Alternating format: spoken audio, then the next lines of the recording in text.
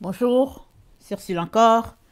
On est le 19 février 2025. Alors, je viens sonner la trompette aujourd'hui encore et je viens proclamer le retour de notre Seigneur Jésus-Christ. Amen et Alléluia.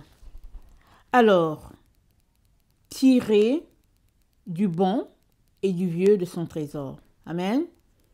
On trouve cela dans Matthieu 13, le verset 51. Alors, nous sommes informés par Jésus-Christ que le royaume des cieux, c'est comme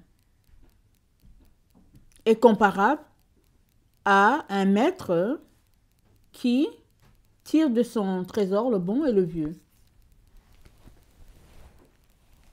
Alors, cette information fait suite, n'est-ce pas, à une question de Jésus-Christ, à la foule qui l'écoutait, les disciples et puis ceux-là qui étaient là.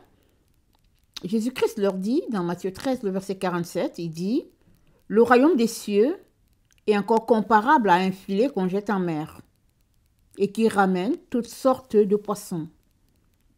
Quand il est plein, on le tire sur le rivage. Puis on s'assied. On ramasse dans des paniers ce qui est bon et l'on rejette ce qui ne vaut rien. Ainsi en sera-t-il à la fin du monde. Les anges surviendront et sépareront les mauvais d'avec les justes. Et ils les jetteront dans la fournaise de feu. Là seront les pleurs et les grincements de dents. Alors, Jésus-Christ est en train de nous dire que le royaume de Dieu, n'est-ce pas, dans la marche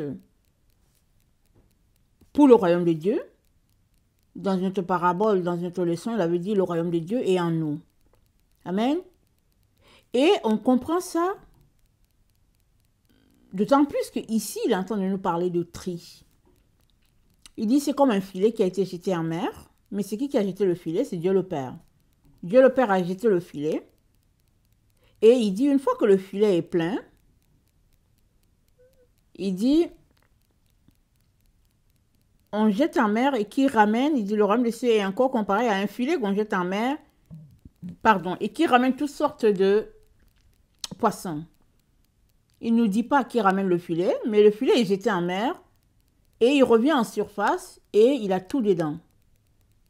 Il dit maintenant, il dit, quand il est plein, on le tire sur le rivage, puis on s'assied, on ramasse dans les paniers ce qui est bon et l'on rejette ce qui n'est pas bon.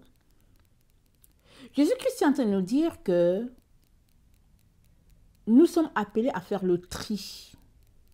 Amen. En nous, de ce qui est bon, qui serait bien à garder,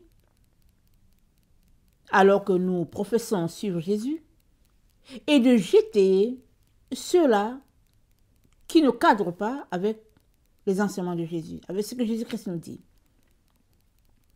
Alors, il demande à la foule, mais est-ce que vous avez compris ce que j'ai dit? Ils disent, oui, on a bien saisi. Alors, il leur dit, si vous avez saisi, n'est-ce pas, vous êtes comparable à un maître de maison qui tire de son trésor du bon et du vieux. Qu'est-ce qu'il est en train de dire encore? Il est en train de dire que dans tout ce que nous pensons être trésor, il y a du bon et il y a du mauvais. Amen. Le regard que nous avons de nous-mêmes, des biens que nous avons, toutes ces choses-là, ce regard, n'est-ce pas, est teinté par notre sagesse à nous, notre intelligence à nous, et nous avons besoin de la sagesse de Dieu pour savoir qu'est-ce qu'on devrait garder dans ce qu'on a accumulé dans notre marche, suivant Jésus, et qu'est-ce qu'on devrait jeter. Alors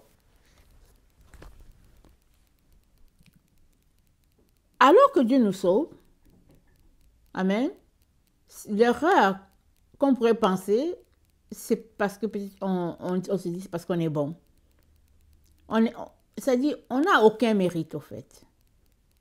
Comparé à celui-là qui n'est pas sauvé, on n'a aucun mérite. Dieu nous sauve à cause de son grand amour, à cause de sa grâce. Et le temps où on est venu à lui, c'est encore par grâce. Parce qu'il y a d'autres personnes qui auront peut-être entendu le même message que nous, mais qui viendront beaucoup plus tard. Amen. Parce que avec Dieu, ce n'est pas une prédication une fois et puis c'est fini. C'est le fait de courtiser la personne jusqu'à ce qu'il ait l'attention de la personne, jusqu'à ce que la personne saisisse que tiens, Dieu c'est la vérité, c'est le chemin, et je choisis Jésus-Christ comme mon sauveur afin qu'il me conduise et puis qu'il me guide. Et dans cette décision qu'on a pris de suivre Jésus, si c'est ça qu'on a pris, Pierre nous dit, sanctifiez le Seigneur dans votre cœur. Ça c'est dans 1 Pierre 3, le verset 15. Il dit, sanctifiez le Seigneur dans votre cœur. Jésus-Christ a dit, dans Jean 17, je pense le verset 17, il a dit, Père, sanctifie-les par ta parole. Ta parole, c'est la vérité. Autrement dit, si on ne lit pas la parole, si on ne la médite pas, si on ne s'arrête pas pour s'imprégner d'elle, amen, elle ne nous sera pas utile. Parce que la parole de Dieu, c'est elle qui nous sanctifie. C'est-à-dire, c'est elle qui nous aide à nous mettre à part. La sanctification, c'est la mise à part de quelqu'un pour son Seigneur. Et le Seigneur nous exhorte, n'est-ce pas, à sanctifier le Seigneur dans notre cœur. C'est-à-dire, pendant qu'on est en train de faire l'exercice de tri, que ce soit en parole avec les autres, que ce soit dans nos actions, peu importe, ça c'est à tous les jours, 24 heures sur 24, il nous exhorte de sanctifier le Seigneur dans notre cœur. C'est-à-dire que notre cœur soit alerte par rapport au choix que nous allons faire alors que nous sommes en train de trier ce qui est bon et ce qui n'est pas bon. Et si nous lisons Hébreux 4, 12, qui nous intéresse à cela. Hébreux 4, le verset 12.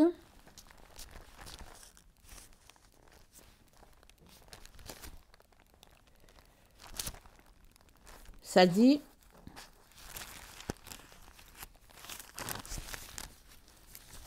excusez-moi, car la parole de Dieu est vivante et efficace, plus tranchante qu'une épée quelconque à deux tranchants, pénétrante jusqu'à partager âme et esprit, jointure et moelle. Elle juge les sentiments et les pensées du cœur. Nulle créature n'est cachée devant lui. Mais tout ce qui est nu est à découvert aux yeux de celui à qui nous devons rendre compte. Amen. Tout est nu devant Dieu. Tout est ouvert devant Dieu. Il n'y a rien qu'on puisse lui cacher. Et Dieu dit, cette parole, amen, que ce soit une parole réma, que ce soit la parole qui est la parole de Dieu qu'on lit, il dit, c'est une épée qui tranche, qui divise. Elle vient couper en deux ce qui est de Dieu et ce qui n'est pas de Dieu. Et quand la parole de Dieu la coupe, mets-toi du côté de là où il y a Dieu. C'est-à-dire, fais le tri. Fais le tri dans ton cœur et place-toi du côté là où il y a Dieu. Même si cela doit te coûter, n'est-ce pas? Tout, mets-toi de ce côté-là. Parce que c'est là que se trouve la vie. Et Dans 1 Pierre 4, le verset 4. 1 Pierre 4, le verset 4, c'est dit,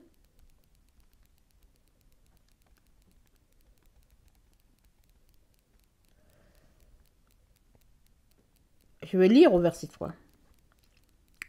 C'est assez, en effet, d'avoir dans le passé accompli la volonté des païens en marchant dans la dissolution, les convoitises, l'ivrognerie, les excès de manger et de boire et les idolâtries criminelles. Aussi trouve-t-il étrange que vous ne vous précipitiez pas avec eux dans le même débordement de débauche et ils vous calomnient. Alors ici, n'est-ce pas, ça parle de deux groupes.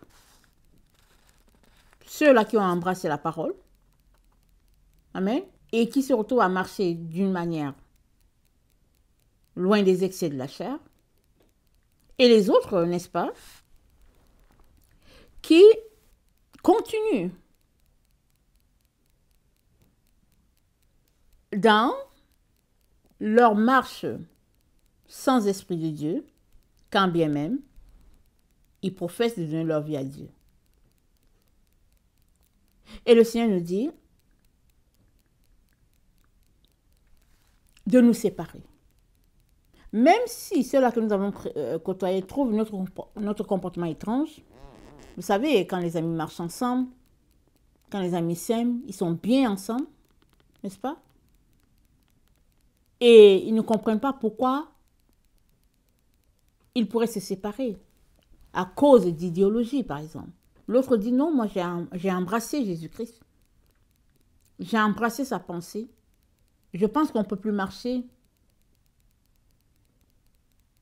dans la même direction parce que nos pensées ne se rejoignent pas. Amen. Et ceux-là qui n'ont pas Christ ne comprennent pas. Ils sont perdus. Ils ne savent pas pourquoi. Ils se disent, mais ce n'est pas grave. Même si on n'a pas le même pensée, on peut quand même rester amis ou camarades. Parce que c'est la chair. La chair aime être ensemble. Amen. Et l'auteur Pierre nous dit, que non, ils vont vous calomnier. Ils vont trouver votre comportement étrange. Mais vous devez continuer à marcher de la manière qui plaise à Dieu. Vous devez continuer de sanctifier le Seigneur dans votre cœur. Amen. Peu importe ce que vous subissez. Et c'est une situation, n'est-ce pas, qui fait que beaucoup qui ont donné leur vie à Jésus rebroussent chemin. Quand ils perdent l'amitié des uns et des autres, la relation avec leur famille,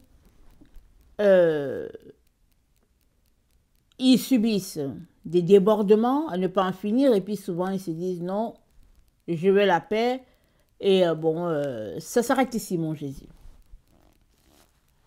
Et justement, le Seigneur nous exhorte à continuer notre sanctification, à continuer notre séparation d'avec le monde, quand bien même c'est difficile autour de nous, parce que celui qui est en toi, Christ, il est plus fort que ce qui est dehors. Celui qui est en toi, il est là pour te conduire, pour diriger ta vie. Et ce qui est à l'extérieur, c'est quelque chose de passager. Ça va passer, n'est-ce pas? Les amitiés, les amusements du monde, tout ça, ça passe. Mais ce qui ne passe pas, c'est la parole de Dieu. Et si tu fais de la parole de Dieu ton guide, alors toi aussi tu ne passeras pas. Et dans notre temps, pour plusieurs, suivre Jésus-Christ, c'est peut-être aller à l'église, c'est peut-être avoir un programme de lecture de Bible, c'est chanter à la chorale, c'est être né dans une famille où les gens vont à l'église, et on a grandi comme ça, et puis bon, ça s'arrête là. Mais suivre Jésus-Christ, c'est un engagement personnel. C'est une décision. Et alors qu'on décide de suivre Jésus, Jésus-Christ nous donne tous les éléments nécessaires. Il nous équipe. Et maintenant, c'est à nous de mettre en pratique, n'est-ce pas, ce qu'il nous donne pour notre épanouissement spirituel. Si on refuse de le mettre, on n'aura pas appris ce qu'il veut qu'on apprenne. Donc, suivre Jésus, c'est une école. C'est une façon de faire, avec une manière de penser, qui est carrément différente de la manière de penser du monde. Et Dieu nous encourage à laisser la manière de penser du monde et de nous tourner vers la manière de penser de Dieu, parce que c'est là que se trouve la vie en abondance. Amen. Et dans 1 Pierre 3, le verset 7, c'est dit, la fin de toutes choses est proche. Soyez donc sages et sobres pour vaquer à la prière. L'information, c'est d'être sage et sobre. Quelqu'un qui est sobre, c'est quelqu'un qui n'est pas endormi par l'alcool ou quoi, qui est éveillé, c'est-à-dire il est vraiment, il n'est pas sous une drogue quelconque, n'est-ce pas? Il est alerte. Et quelqu'un qui est sage, c'est quelqu'un qui ne marche pas selon la sagesse de ce monde, c'est quelqu'un qui ne reçoit pas ses conseils de ce monde, mais il le reçoit de Dieu, et Dieu, il se révèle à nous à travers sa parole, et il dit, si quelqu'un manque de sagesse, qu'il vienne, et lui, Dieu va le donner. Mais qu'il demande, n'est-ce pas, avec foi, et Dieu va te donner la sagesse. Et la sagesse de Dieu va t'aider d'aller jusqu'au bout, va te donner d'endurer tout ce qu'il y a à endurer, parce que la vie, n'est-ce pas, se trouve là où se trouve la sagesse de Dieu. C'est là que la vie se trouve. Je terminerai en lisant le livre de sagesse, le livre de Proverbes, pardon, Proverbe 8. C'est dit au verset 18. Avec moi sont la richesse et la gloire. Avec moi sont la richesse et la gloire et les biens durables et la justice. Mon fruit est meilleur que l'or pur, et mon produit est préférable à l'argent. Je marche dans le chemin de la justice, au milieu des sentiers de la droiture, pour donner les biens à ceux qui m'aiment et pour remplir leur trésor. Mon fruit est meilleur que l'or pur. Qu'est-ce que nous faisons souvent quand nous cherchons, quand nous allons, nous cherchons les biens de ce monde? Nous cherchons l'or, n'est-ce pas, l'équivalent de l'or. Nous cherchons l'argent. Nous cherchons à être bien matériellement, financièrement, n'est-ce pas? Et sagesse nous dit, son fruit à elle, c'est meilleur que tout ça. Parce que toutes ces choses-là sont passagères. Ils vont passer sur la terre. Et s'ils ne passent pas, toi tu vas passer, tu vas les laisser. Mais tu passes, quand ton nombre de jours arrive, c'est fini, tu es parti. Et tu laisses ça. Oui, on va dire, oui, voilà, il a laissé quelque chose à ses enfants, elle a laissé quelque chose à ses enfants. Mais eux aussi, ils vont passer. Ils vont laisser. Mais la chose que tu ne peux pas rattraper, c'est le fait que, alors que tu étais sur la terre, rempli d'énergie, tu as consacré ton temps, non à chercher Dieu, mais à chercher les choses de ce monde. Voilà pourquoi Dieu te dit, cherche-moi et tu vas me trouver. Amen. Tire de moi les bons trésors. Ils sont en toi, parce que Dieu dit, j'ai placé en toi le bien et le mal. Il dit, j'ai placé devant toi le bien et le mal. Choisis le bien. Donc, Dieu a placé en chaque humain le bien et le mal. Sur la terre, il a mis le bien et le mal. Partout où nous nous trouvons, il y a le bien et le mal. Et puis Dieu te dit, va du côté là où il y a le bien. Exerce-toi là, à cet endroit. tu vas trouver Dieu là. Parce que la Bible dit, en Dieu, il n'y a pas de mal. En Dieu, il n'y a pas de mal. Et il te dit, de ton trésor, c'est-à-dire dans ton cœur, amen, il dit, tire le bon. Amen. Voilà pourquoi il compare le royaume de Dieu à ce filet de pêche qui est lancé et qui est tiré au bord. Et les pêcheurs s'asseyent et puis font le tri. Donc Dieu te demande de faire le tri à chaque jour. Et ça, c'est pas un fardeau. Parce qu'une fois que tu laisses le Saint-Esprit diriger ta vie, ça se fait du tic au tac au fait. Ça se fait souvent instantanément. Parce que tu es en communion constante avec Dieu, avec la présence de Dieu qui est en toi et qui se manifeste par le Saint-Esprit en toi. Il n'y a rien qui soit, n'est-ce pas, tel que nous ne puissions pas choisir. Il n'y a rien. Il n'y a rien qui nous empêche de choisir. Sauf si nous ne voulons pas choisir, sauf si nous ne voulons pas faire le tri. Mais puisque Dieu dit que le royaume des cieux c'est comparé à faire le tri, alors faisons le tri. Faisons le tri. Quand l'Esprit de Dieu nous pointe que ce n'est pas bon, laissons tomber et gardons ce que l'Esprit de Dieu élève. Amen. Que le Seigneur bénisse sa parole. Amen. Et alléluia.